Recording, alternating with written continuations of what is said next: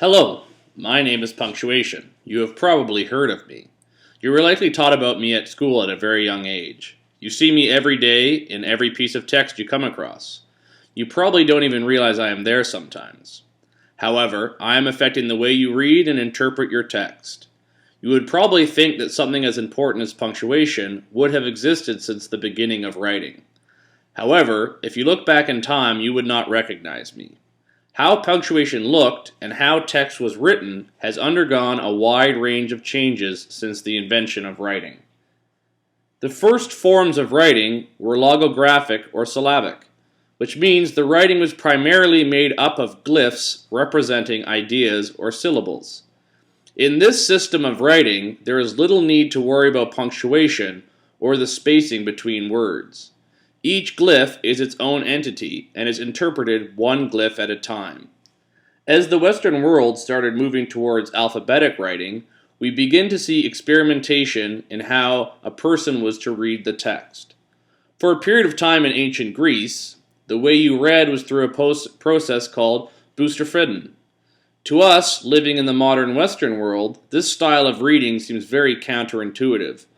Punctuation literally means to turn like an ox.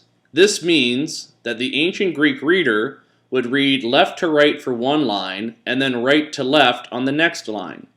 To add to the difficulty in reading this ancient style of writing, there was no spacing between the words. This meant that the reader would need to parse out where one word ended and another started. Over time, the Greeks eventually started to introduce punctuation into their texts, starting with a system of dots used to tell the reader the length of pause between sections of writing. The reason this was introduced was to aid in oration. As people who are taught to read silently from an early age, we tend to forget that text was born from an oral society.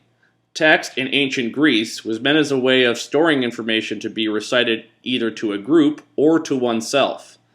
Therefore, they wanted their text to read how it would be spoken out loud. Since the Greeks were reading from a continuous string of letters, it was very difficult to read aloud from these texts without some form of punctuation. Let's try it. I will write a couple of sentences strung together in a continuous line of letters, and you will try to read it out loud. Did that sound natural? Now let's try it again, and this time I will add the systems of dots introduced by Aristophanes in 200 BCE. The height of the dot dictates the length of pause. If the dot is at the bottom, it is a short pause, equivalent to our semicolon. If the dot is in the middle, it is a slightly longer pause, similar to our comma. Finally, if the dot is at the top, it is a full pause, similar to our modern-day period. So here is another string of words with Aristophanes' punctuation. As you can see, simply adding this system of dots allows you to read aloud in a more natural manner. As time progressed, more symbols were added. The paragraphus, for instance, was used to denote important parts of a passage. The Romans tried experimenting with putting points between each word. However, eventually this practice died out, and the Romans moved back towards the continuous script. The next large change to the world of punctuation was the arrival of Christianity and the fall of the Western Romans. With the start of the Middle Ages, we begin seeing larger changes being made to how text was written. The need for punctuation was coming from the increase in the production of Bibles. You may be wondering how punctuation and the Bible are linked. Once again, it lies in the oral nature of reading. Since the Bible was a text to be read out loud, it needed to be easy to read. This led to many new additions to these texts allowing for ease of oration. St. Jerome in the Vulgate Bibles introduced the idea of having every sentence be given its own line. We still don't have word spacing, however, we're starting to look a little closer to what we see today. As Christianity started taking root in Western Europe, we come across another issue. As you move further away from Rome and its use of Latin, and start encountering cultures whose principal language is not Roman Latin, you start having difficulty in text interpretation. Since we are still hundreds of years away from the invention of the printing press, the process through which each new text was produced was fairly laborious. In monasteries, monks would sit in scriptoriums and meticulously copy one text onto a new manuscript. This was done through carefully and quietly reciting passages aloud to themselves while copying. As more and more of these monks no longer understood the Latin they were reading out loud, it became incredibly difficult to decipher the passages. Imagine the difficulty in reading aloud a passage in a language you don't really understand, without any word spacing or standardized punctuation.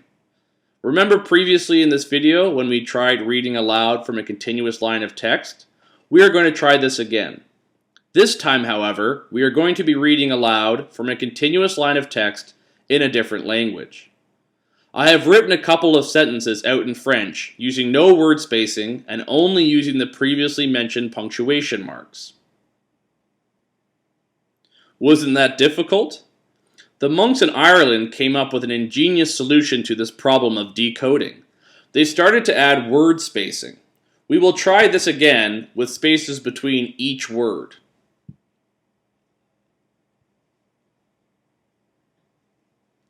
Isn't that easier?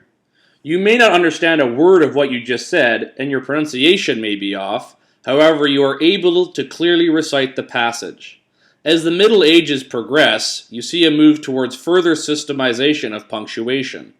Charlemagne, the famous Carolingian king from the 8th century, introduced a systemized form of writing that had punctuation, word spacing, and introduced the beginnings of upper and lower case letters. His style of writing was called Carolingian minuscule. This was an impressive idea, as Charlemagne saw the benefits of having a standard system of writing to be used across his empire. This allowed all scholarly work to be easily read and transmitted within his kingdom. The next gigantic leap forward in the life of punctuation and text comes with one of the most famous inventions in history, the printing press. The printing press is commonly credited with increasing the spread of ideas and kickstarting the Renaissance. Importantly, in the world of punctuation, it gave rise to the need for standardized punctuation. It is during this time we see the rise of the modern-day comma, the period, and even the semicolon. By the end of the 17th century, we have the stable of punctuation marks we use today. It is fascinating to think that these little marks on pieces of paper have had such a profound effect on the transmission of information and on the increase in literacy across time. It is only when you start looking back at the ancient texts with their lack of spacing and punctuation that you realize the drastic difference it makes in terms of the flow of words and your own understanding. We tend nowadays to think of words as visual units, and the way we write text and use punctuation proves that. It will be interesting to see where punctuation moves from here. Already we are seeing a generation that is used to using emoticons in their everyday communication. Possibly these new graphical pieces will soon become commonplace in the text of the future. Who knows? All I can state is that punctuation has found a way to help every time we as humans have found a new way to view and read our text.